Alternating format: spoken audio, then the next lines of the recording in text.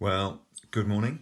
My name's Simon. I bring you greetings from just up the road in Nunhead and from Spurgeons College. And our prayer is that you are knowing God's blessing in these strange days in which we find ourselves. It's a great joy to be able to share with you this morning from this lovely story at the end of John's Gospel. Such a great reminder of what really matters in our Christian lives. So the story opens with Peter and his friends who've gone back to Galilee, gone back to the familiar life that they left to follow Jesus for those 3 years, gone back to fishing, and maybe they felt safe, maybe they felt secure, maybe they felt a little bit that they were in lockdown. And we're reading this story in lockdown. We're at home. We're with our immediate family. So we're in our safe and secure surroundings. But life is a bit unfamiliar. Maybe we're working from home and balancing and juggling the needs of family life and working life. Maybe we've been furloughed by our employer. Maybe we are in that vulnerable group that needs to stay at home to remain free of this virus. And maybe like Peter, we're asking lots of questions about Jesus. Where is he? Is he coming? What's going on in our lives? What's going on in our faith when we can't do the things that we've come to rely on to feed it? Gathering together on a Sunday morning for a worship service, going to a prayer meeting, going out for coffee with friends so that we can share things that are going on in our lives. Where's Jesus in all this? And Peter and his friends go fishing, and then on the beach there's a stranger.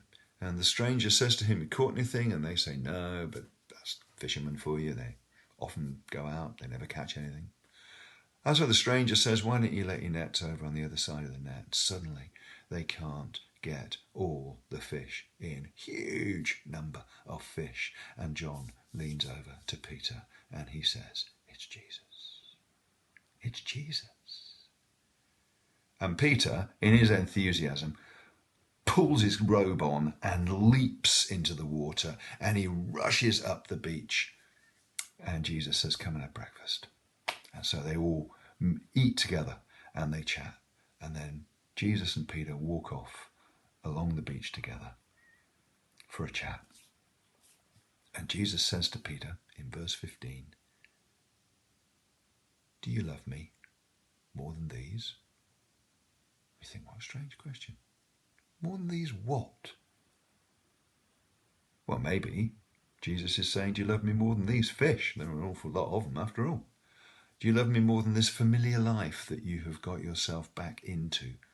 This place where you feel secure, this place where you feel comfortable, this place where you feel you belong, this place where you feel as though you are someone. Do you love me more than these? It's a question that Jesus asks all of us. Do you love me more than you love the life that you live, the job that you do, the family that you have? Do you love me more than these? Or maybe Jesus is saying, "Do you love me more than these men love me?" Now that's a really below the belt question. But it's a question that Peter invites Jesus to ask, because at the Last Supper, when Jesus said to Peter, "You're going to deny me," Peter said, "No, I'm not.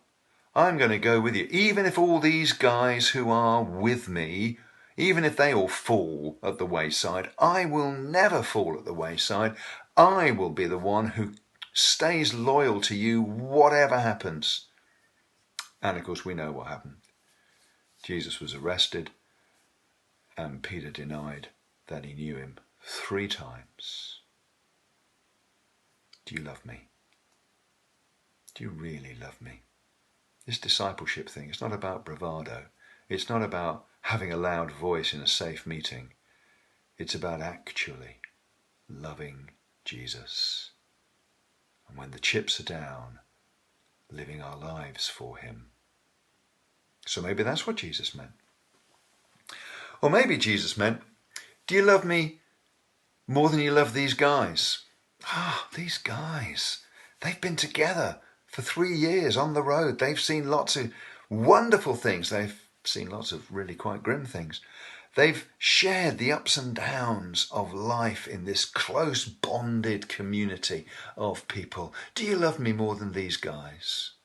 Do you love me more than being part of a church, being part of a music group, being part of a choir, being part of a coffee morning, being part of a leadership team? Do you love me more than being part of this religious organization that gives shape and meaning and purpose to our lives? Do you love me more than these?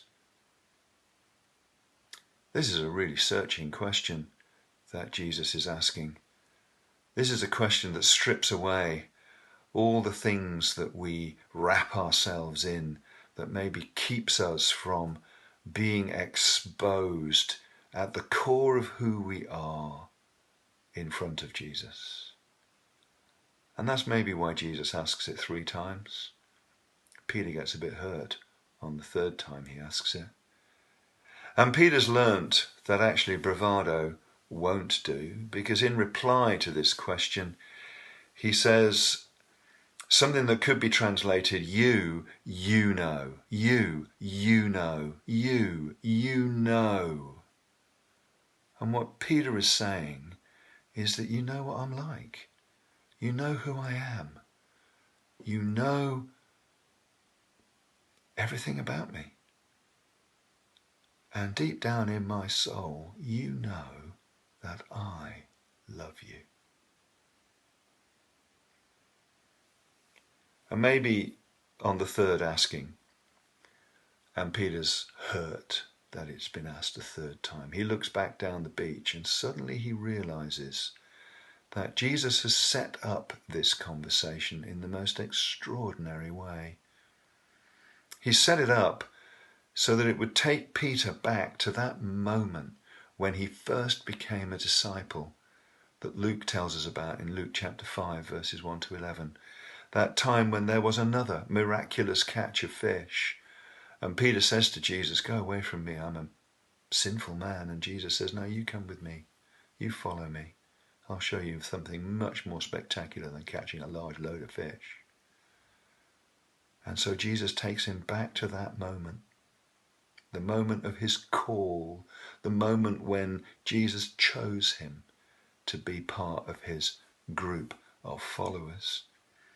But then also he looks up the beach and he sees a charcoal fire burning. There's only one other charcoal fire in John's Gospel, and it's the charcoal fire that Peter warmed his hands at in the courtyard of the high priest. Warmed his hands and denied that he'd ever known Jesus.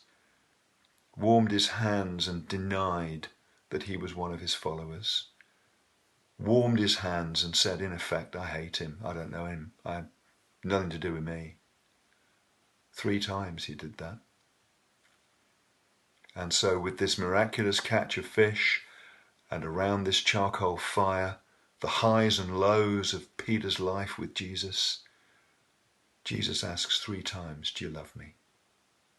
3 times. Just as Peter had denied Jesus 3 times. So Jesus asks 3 times, do you love me? Each one cancelling out the denial around that fire.